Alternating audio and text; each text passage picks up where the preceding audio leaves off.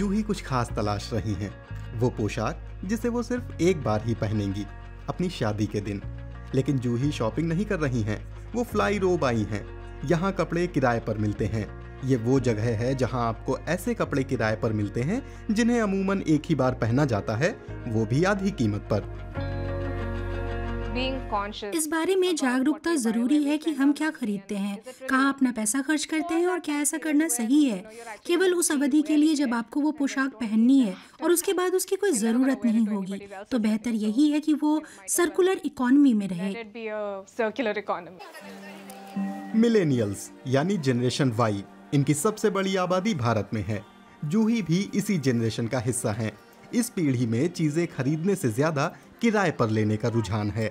शहरी युवा सामाजिक, आर्थिक और पर्यावरणीय रूप से ज्यादा जागरूक दिखते हैं। वे रेंटल या शेयर्ड इकोनॉमी का लचीला सस्ता मॉडल अपना रहे हैं। हर साल 10 लाख टन से ज्यादा कपड़े फेंक दिए जाते हैं। ऐसे हालात में पर्यावरणविद इसे एक सकारात्मक रुझान मानते हैं।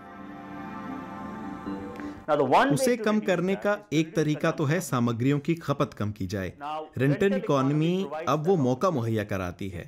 अगर वही उत्पाद बाजार हर किसी को बेचने की कोशिश कर रहा है तो उसे कई लोगों को बेचा जा सकता है और हर किसी की जरूरत पूरी हो सकती है, और इस तरह से अनुपातिक रूप से पर्यावरण पर दुष्प्रभाव कम हो जाएगा।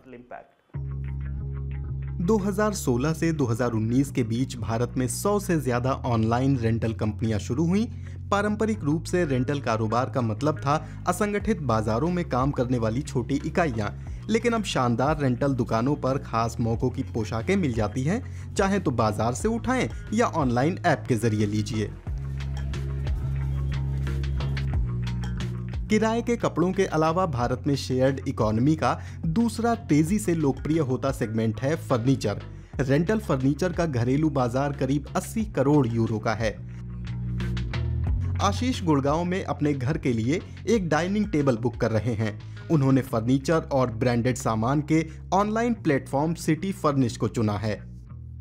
मेज घर पर असेंबल की गई है। आशीष को यह सही लगा।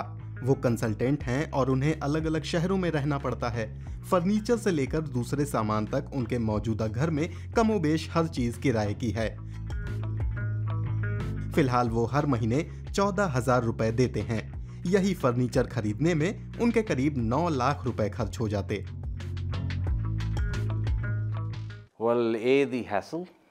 फर्नीचर खरीदने और उसे किराए पर लेने में बड़ा अंतर है। आप जानते हैं कि फर्नीचर के मॉडल बदलते रहते हैं। इसमें बड़ी सुविधा है। फोन पर उनके ऐप में जाओ, अपना फर्नीचर चुनो और बुक कर दो। सामान डिलीवर भी हो जाता है, समय भी बचता है और कोई झंझट भी नहीं रहता।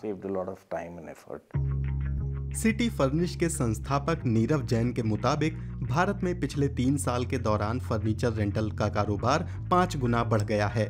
वो रेंटल अपार्टमेंटों से डेटा जमा करते हैं। भारत में 80% से ज्यादा अपार्टमेंट या तो आधे अधूरे फर्निश होते हैं या बिल्कुल नहीं। कोई नया किराएदार किसी अपार्टमेंट में आता है तो बहुत मुमकिन है कि वो अनफर्निश्ड जगह लेगा, तो हमारे लिए वो एक आइडल टारगेट सेगमेंट है। इस तरह हम इस आंकड़े पर पहुंचते हैं कि इस महानगरों के इन किराए के अपार्टमेंट्स में करीब 9 करोड़ लोग रहते हैं और इनमें से 80% मकान बिना फर्नीचर वाले हैं। उन्हें हम अपनी ओर मोड़ सकते हैं।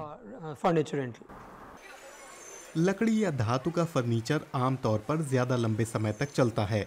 फिर भी हर साल भारत में फर्नीचर का करीब 30 लाख टन कचरा निकलता है। दिल्ली में ये पुराने फर्नीचर का बाजार है। ऐसे बाजार बहुत से शहरों में हैं जहां पुराना मरम्मत किया हुआ फर्नीचर सस्ते में मिल जाता है, लेकिन टिकाऊ ढंग से तैयार नए फर्नीचर की मांग पूरी करने की चुनौती अभी बाकी है।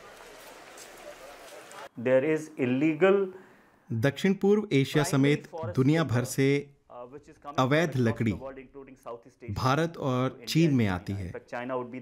दरअसल चीन एक बड़ा गैर कानूनी बाजार है, लेकिन अब रिफर्बिश्ड फर्नीचर का मतलब है कि हम उस गैर कानूनी कटान को कम कर रहे हैं।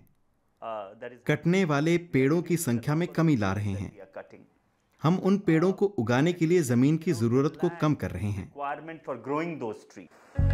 भारत में जंगलों को बचाने के लिए सरकार ने 2022 में फॉरेस्ट स्टीवर्ड स्टैंडर्ड यानी FSS पेश किया है। इसके जरिए पता चलेगा कि जंगल टिकाऊ ढंग से पनप रहे हैं या नहीं। रेंटल के बढ़ते रुझान के साथ FSS भी भारत में अहम कदम है, जिससे लोग पर्यावरण को लेकर जागरूक हो रहे हैं और अपनी जीवन शैली बदल रहे हैं।